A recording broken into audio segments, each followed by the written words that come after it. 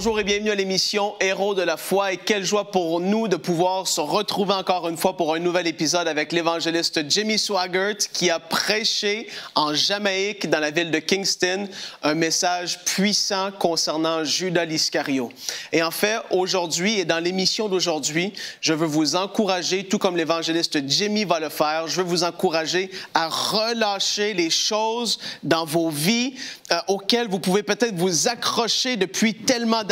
Et c'est ce que Judas a fait dans sa vie. Il est resté accroché après des choses qui ont apporté la mort dans sa vie, qui ont apporté une perdition éternelle.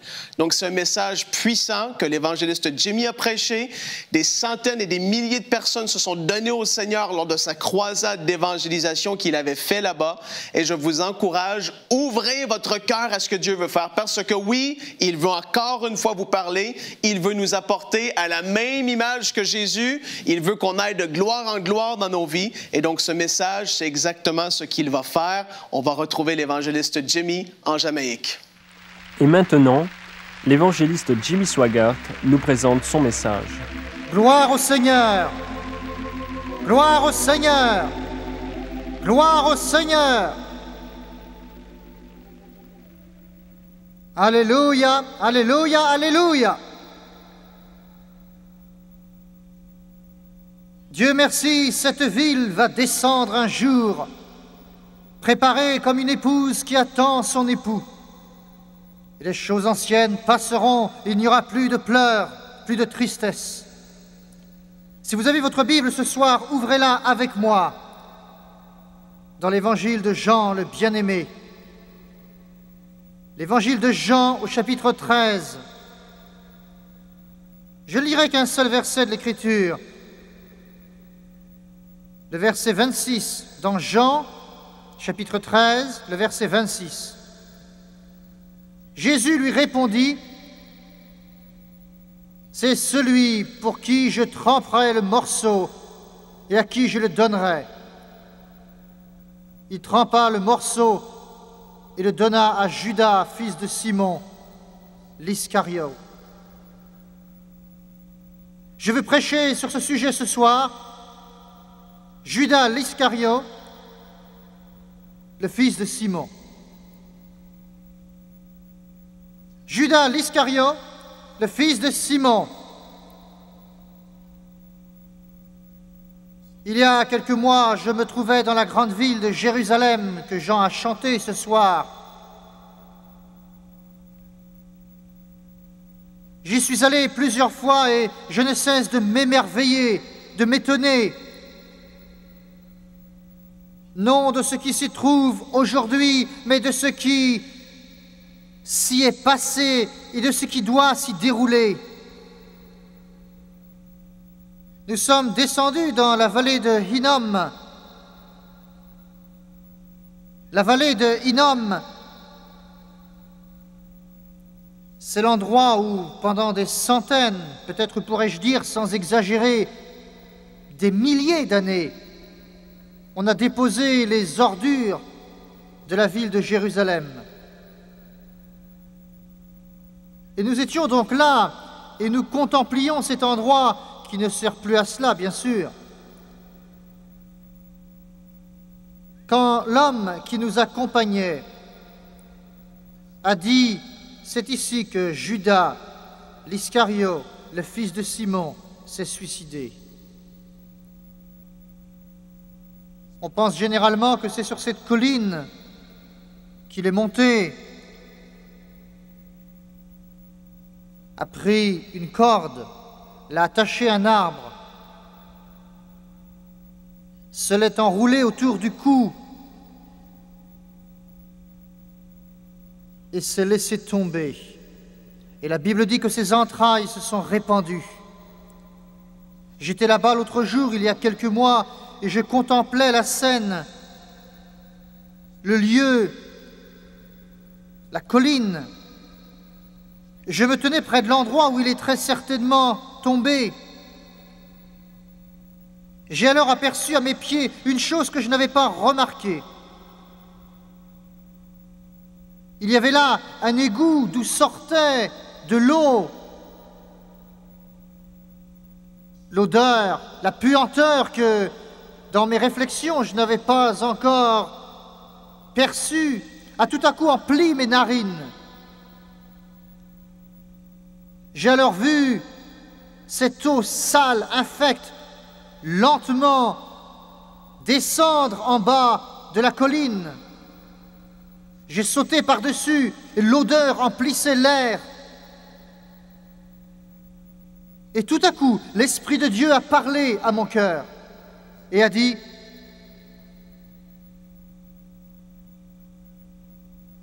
toute cette puanteur emplit encore cette vallée. Et l'eau de l'égout coule.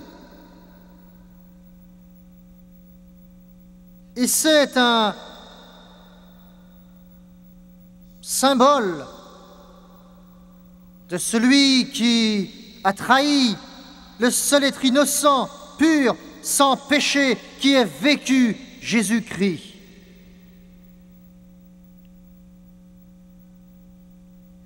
Je me suis tenu là et ma chair a tremblé, j'avais comme des frissons et je me suis alors dit: ô Dieu, car tout à coup, en un instant, je voyais, sentais, réalisais ce qu'était le salaire du péché. Je sentais dans mon esprit toute l'agonie d'une âme éternellement privée de Dieu. Parce que mourir sans Dieu doit être la plus horrifiante, la plus atroce, la plus terrible, la plus méprisable chose qui puisse jamais arriver à une âme humaine. Laissons maintenant cette scène quelques instants ce soir et tournons-nous vers un autre tableau encore plus merveilleux, passionnant et empreint d'une extraordinaire espérance. Je veux revenir à l'instant où Jésus a sélectionné, choisi les disciples, y compris Judas. Jésus avait prié, nous dit Matthieu, pendant toute la nuit. Et alors, en ce jour mémorable, il s'est avancé pour poser les mains sur les 12. Ceux qui avaient été choisis par Dieu, dirigés par Dieu, choisis par Dieu, pour s'asseoir aux pieds de Jésus-Christ. Être instruit par lui, enseigné par lui, vivre dans son intimité.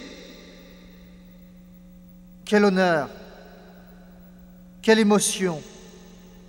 Il ne peut exister un honneur plus grand et on ne peut le concevoir et penser que ces hommes n'étaient pas les plus puissants, n'étaient pas les plus riches, n'étaient pas les plus cultivés, n'étaient pas très instruits. C'étaient de pauvres, d'humbles pécheurs, c'était ce que l'on appelle des gens du peuple, comme on dit.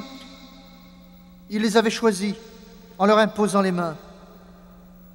L'amour de l'argent est la racine de tous les maux, et Judas aimait l'argent. Laissez-moi ajouter aussi, Judas aimait le pouvoir. Le pouvoir, il voulait être quelqu'un. Il aimait le pouvoir. Il n'avait pas entendu Jésus dire « Celui qui veut être le plus grand parmi vous, qu'il soit votre serviteur ».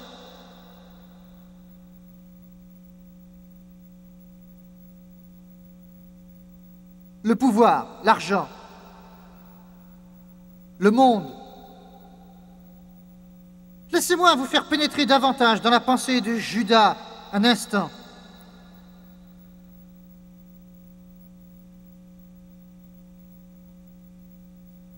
Il s'est mis à penser, il s'est dit, cet homme est celui qui va nous libérer de Rome.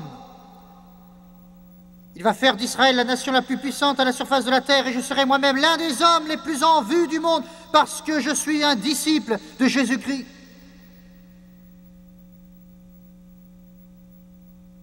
Mais Jésus n'a pas semblé se presser à gravir l'échelle du pouvoir. Il avait le pouvoir d'ouvrir les yeux aveugles, de ressusciter les morts. Pourquoi ne l'utilisait-il pas pour chasser les Romains? Mais Jésus n'en a rien fait.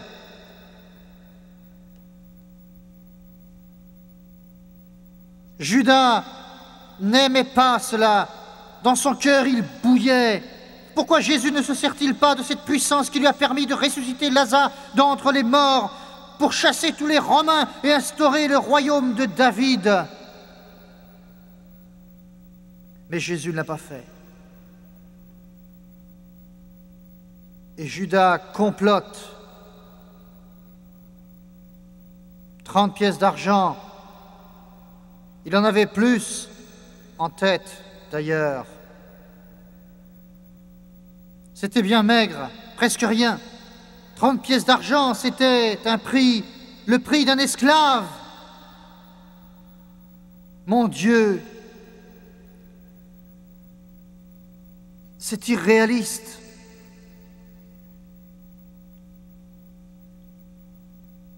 Je vais le vendre. Je vais lui forcer la main.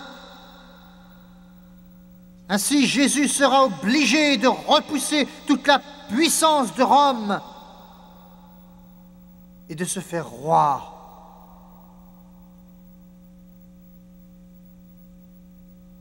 Et s'il ne le fait pas, c'est qu'il n'est pas le Fils de Dieu, il n'est pas le Messie.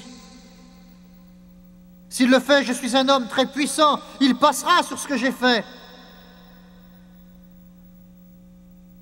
Il n'avait pas compris du tout qui était Jésus-Christ.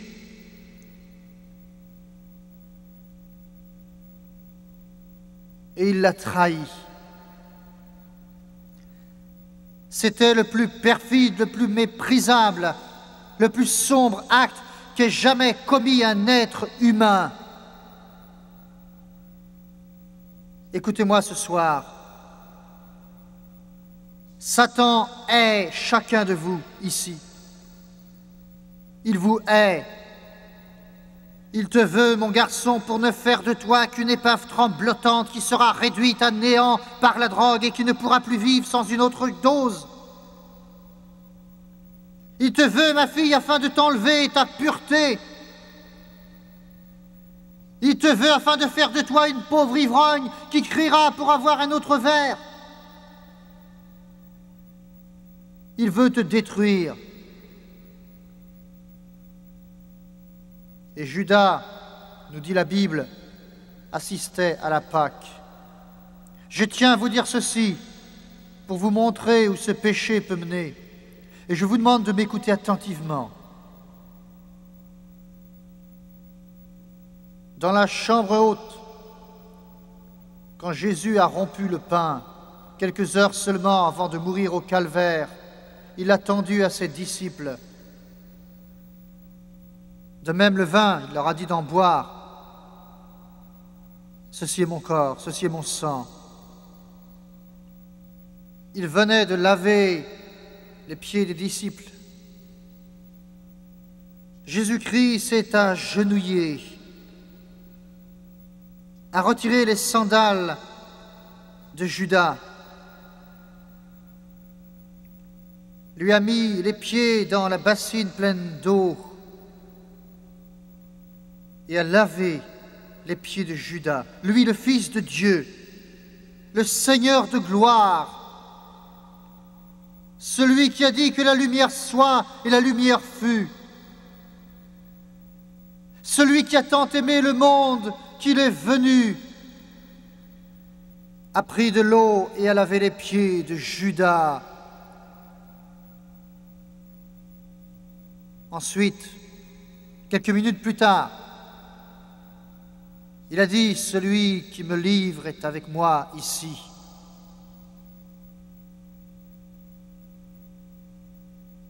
Et les disciples ont demandé qui est-ce? Et lui de répondre, c'est celui à qui je donnerai le morceau. Et il l'a donné à Judas.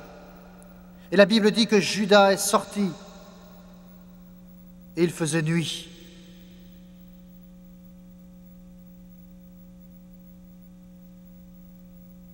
Combien d'entre vous, la porte est ouverte? Vous êtes libres. Vous pouvez rester ou aller. Vous pouvez dire oui ou vous pouvez dire non. Il est sorti et accompli l'acte, laissez-moi vous dire. Quand Judas s'est donné la mort, le psaume 111 dit, sous la forme d'une prophétie, que sa femme mendierait et que tout ce que sa femme et ses enfants possédaient leur serait pris par les créanciers. Cela a été prédit 1000 ans avant la naissance de Judas.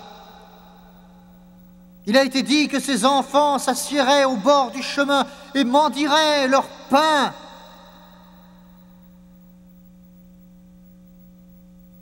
On a le cœur brisé quand on pense à ce chant sur Jérusalem que Jean a chanté ce soir, car Judas aurait pu avoir son nom inscrit sur les fondations, mais il a tout jeté, tout gaspillé, il a tout perdu.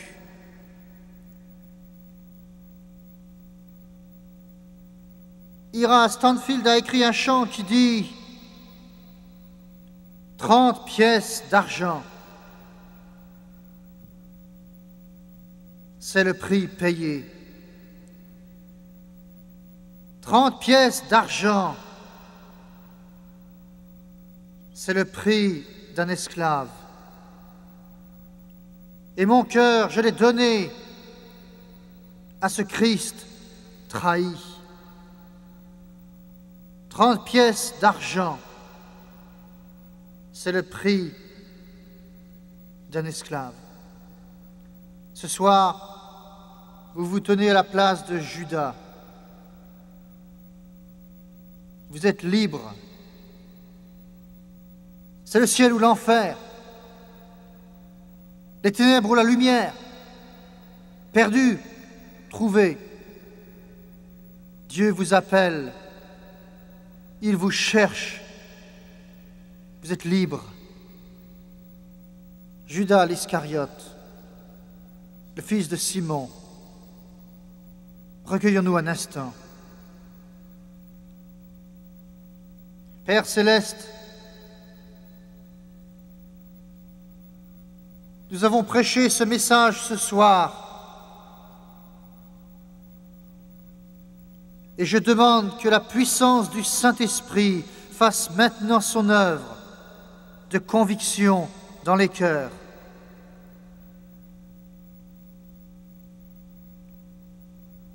Je prie que chaque homme, chaque femme, chaque garçon ou fille en arrive au point où il ne pourra plus résister à l'œuvre puissante de ton Saint-Esprit. Il convient de dire oui ou alors de dire non, c'est l'un ou l'autre.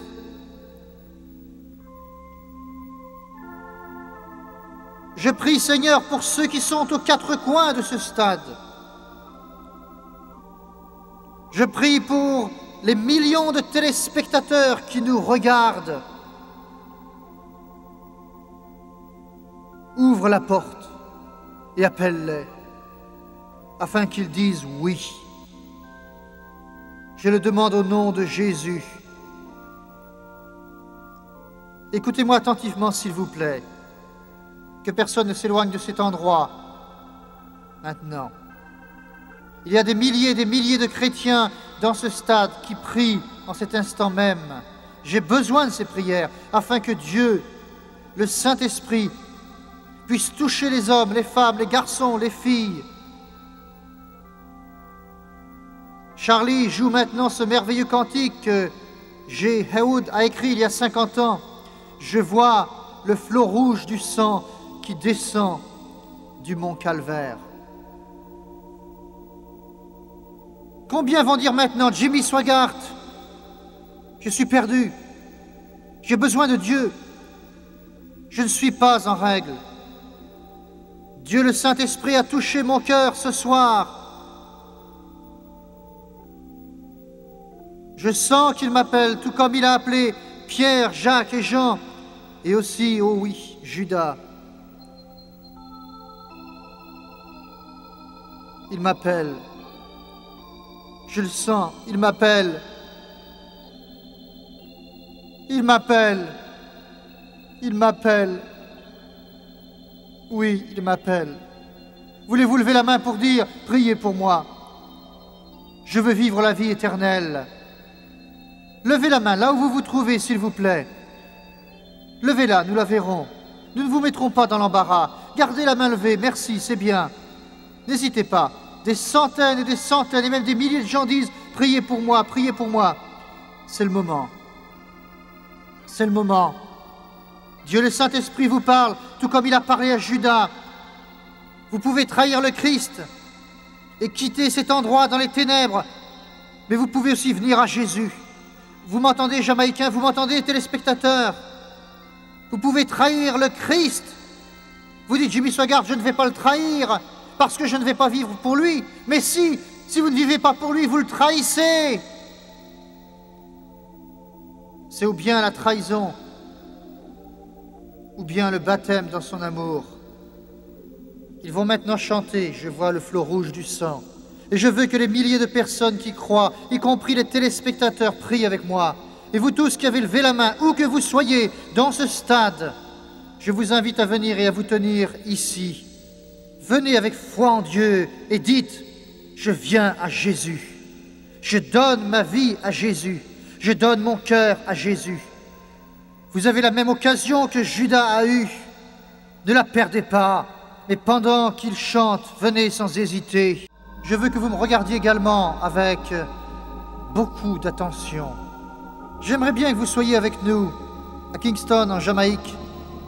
Plusieurs milliers de personnes se sont approchées ici sur l'herbe pour dire oui au roi des rois, au Seigneur des seigneurs.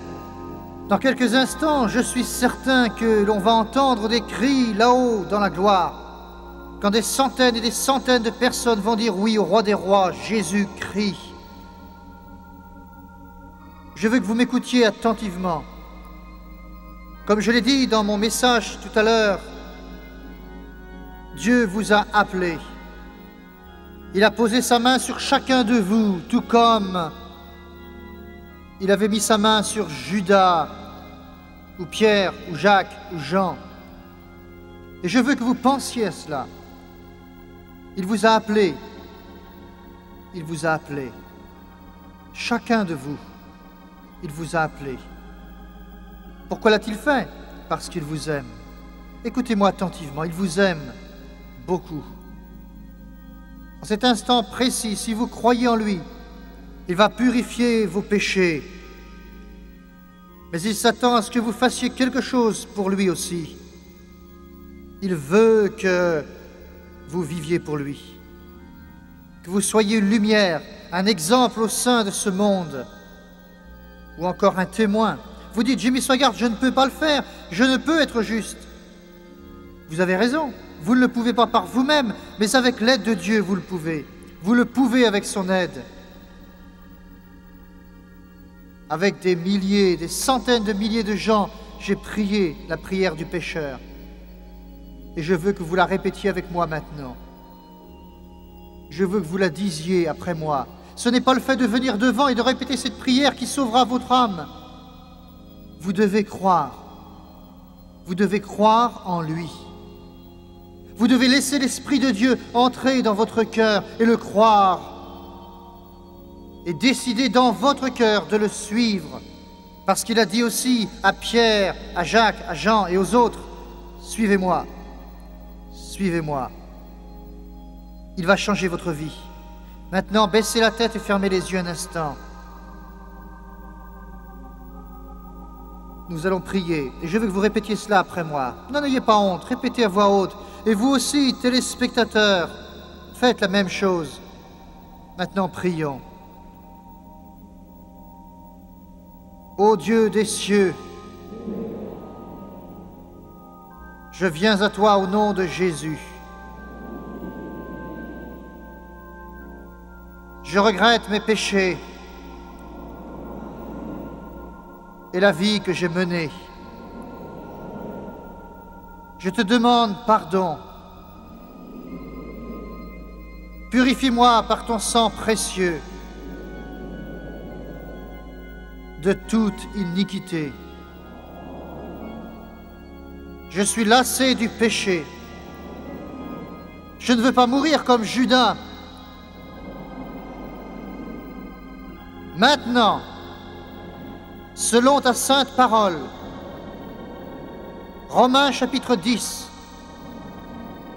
avec ma bouche, je confesse Jésus-Christ. Dans mon cœur, je crois que Dieu a ressuscité Jésus d'entre les morts et qu'il est vivant. En cet instant, j'accepte Jésus-Christ dans mon cœur. Je vais faire de mon mieux pour le servir et vivre pour lui.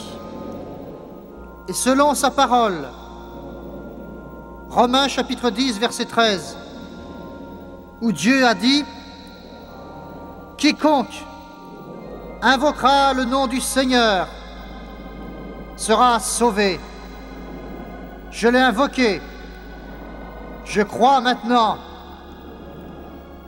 Je suis lavé. Je suis purifié. Je suis sanctifié. Je suis justifié. Je suis sauvé. Gloire au Seigneur. Alléluia. Et oui, vous l'avez entendu, cette comparaison qu'il a faite avec Judas et tout le monde sur cette planète Terre, en fait, la lutte qui est là, la lutte contre le péché, le fait de s'accrocher à des choses auxquelles on ne devrait pas s'accrocher. Jésus est venu afin que nous ayons la vie en abondance et que nous soyons réellement libres à tous égards. Je vous encourage aujourd'hui, si vous êtes chrétien, vous suivez cette émission et vous savez qu'il y a des choses dans vos vies auxquelles vous restez accrochés. Dites, Seigneur, s'il te plaît, j'ai besoin de ta grâce dans ma vie, je veux relâcher cette chose. Prenez la ferme décision aujourd'hui de suivre Jésus de tout votre cœur, relâchant le péché qui est peut-être là dans votre vie. Et si pour vous, c'est la première fois que vous faites de Jésus le Seigneur de votre vie, peut-être que vous avez levé la main à la fin de cette prédication et vous avez dit, moi, je veux t'accepter dans ma vie. Bien ici, nous tous à EMCI, on veut pouvoir le savoir pour vous aider dans vos premiers pas. Donc, écrivez-nous à l'adresse qui s'affiche au bas de l'écran. Et d'ici à la prochaine fois, souvenez-vous que Dieu, il veut faire de vous des héros de la foi.